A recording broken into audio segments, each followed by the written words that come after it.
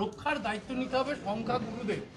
আপনার জেলায় পূর্ব মেদিনীপুরে গিয়ে বললেন রাজ্যের মুখ্যমন্ত্রী সংখ্যালঘুদের, আমার জেলা না, স্বাধীনতা সংগ্রামীদের জেলা।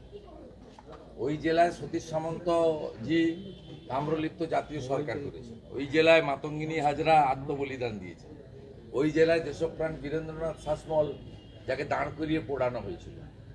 লবণ সত্যাগ্রহের জায়গা, তাম্রলিপ্তের জায়গা, মা বর্গভীমার মাটি, মা নাচিন্দার মন্দির, অপরূপ হলদিয়া বন্দর, সাথে অপরূপ দীঘার সমুদ্র সৈকত।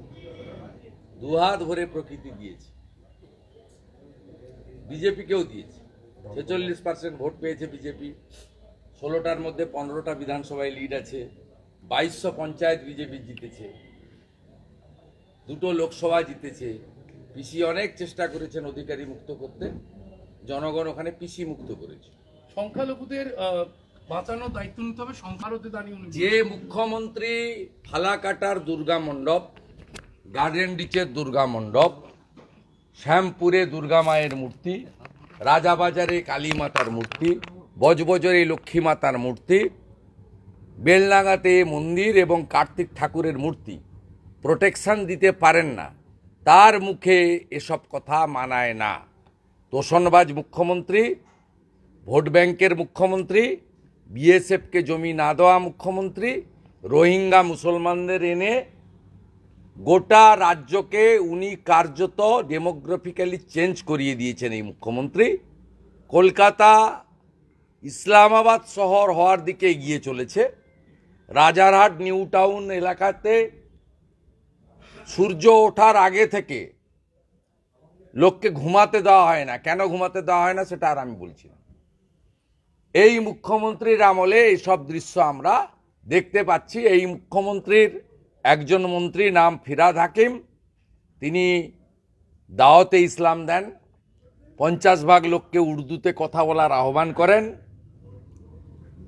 তফসিলি রেখাপাত্রদের মাল বলে সম্বোধন করেন, সরাসরি হিন্দুদের আক্রমণ করেন। আরেক মন্ত্রী সিদ্দিকুল্লাহ চৌধুরী খাগড়াগড় কাণ্ডে জঙ্গিদের সমর্থন করেন, সিএকে এনআরসি বলে বাংলায় আগুন লাগান, সম্প্রতি ইউনুসকে সমর্থন করেন। এই মাল ঝালদের নিয়ে যে মুখ্যমন্ত্রীর সংসার, তার মুখ থেকে এইসব বচন আর ভাষণ না শোনাই ভালো। তবে গুঁতোটা ভালো হয়েছে, হিন্দুরা ঐক্যবদ্ধ হচ্ছে। এই জন্য কখনো শান্তি বাহিনীর কথা, কখনো ললিপপ খাবনার কথা, কখনো সর্বানন্দ অবধূতকে ডেকে নিয়ে গিয়ে ছবি তোলা, কখনো রাধারমন দাসকে দীঘাতে নিয়ে গিয়ে ফটো সেশন। কি সাহস! উনি জানেন জগন্নাথ দেবের রথযাত্রা কেন হয়?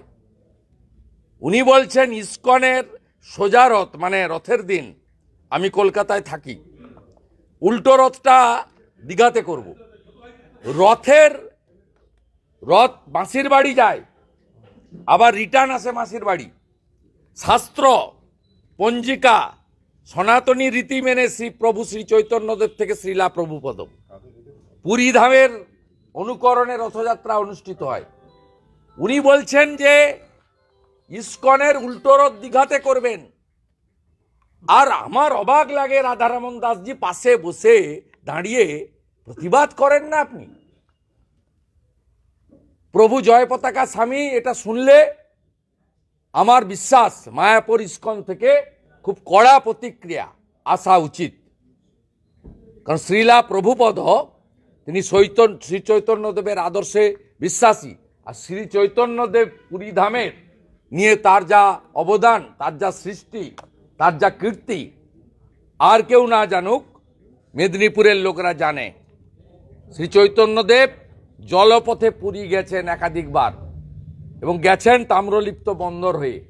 মহাপ্রভুর মন্দির তমলুকে রাত্রি যাপন এবং সেখানে তিনি প্রবাস করেছেন 3বার। বছরে একদিন ফেব্রুয়ারি মাসে শ্রী চৈতন্যদেবের শুভাগমন উপলক্ষে বর্ণাঢ্য শোভাযাত্রা, ভাগবত পাঠ, নাম পাঠ, কীর্তন, ভান্ডারা ইত্যাদি হয়। আমরা অংশগ্রহণ করি, উদ্যোগ নিয়ে করি। কি সাহস! বলছে ইসকনের উল্টো রথ আমি দীঘায় করব, মামার বাড়ি।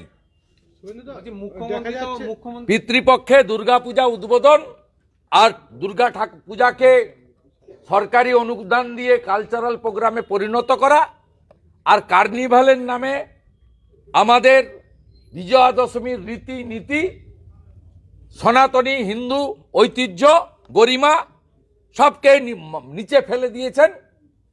বড় বড় কথা। রেড রোডে নামাজের দিন সকালবেলা কি করতে জানুনি?